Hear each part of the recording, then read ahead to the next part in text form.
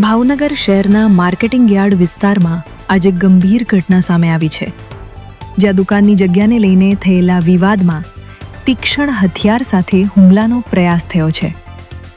સમગ્ર મામલે પોલીસ ફરિયાદ નોંધાઈ છે।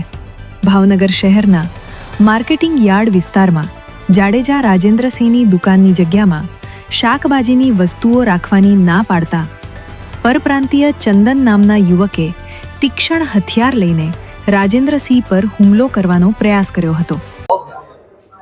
મારું નામ જાડેજા રાજેન્દ્રસિંહ છે અને હું માર્કેટિંગ યાર્ડમાં શાકભાજીની પેઢી ધરાવું છું, દુકાનધારક છું।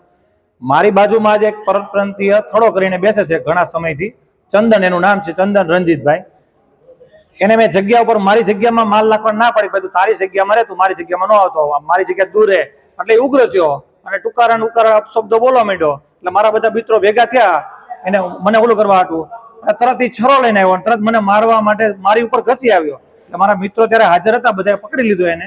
એટલે આવું અવારનવાર થતું હોય છે અને આની મેં FRI પણ દાખલ બોત્રા પોલીસ સ્ટેશનમાં કરાવી છે। એટલે આવું ભવિષ્યમાં ન થાય મારી સાથે।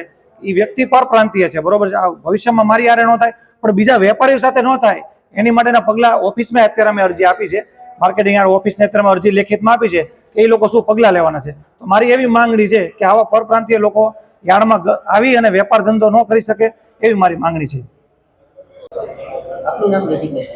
નરેન્દ્રસિંહ ગોયલ, પ્રમુખ ભાવનગર માર્કેટિંગ યાર્ડ વેપારી એસોસિએશન।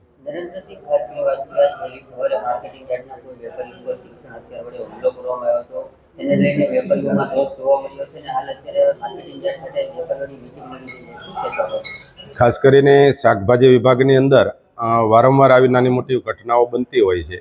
એમાં આજે જે ઘટના બની છે તેમાં શ્રીજી ટ્રેડિંગ કરીને રાજેન્દ્રભાઈ કરીને એક વેપારી છે, એમની બાજુની જગ્યામાં પરપ્રાંતીય ચંદન કરીને જે પોતાનો માલ વેચે છે, એ નાની મોટી જગ્યાના પ્રશ્નોને લઈને વાદ વિવાદ થતા એ બોલાચાલી થઈ અને બોલાચાલી થયા બાદ ત્યાંથી નાસી છૂટી અને પોતાનું ઘાતક હથિયાર છરો લઈ અને આમની પર હુમલો કરવા માટે પહોંચી ગયો હતો।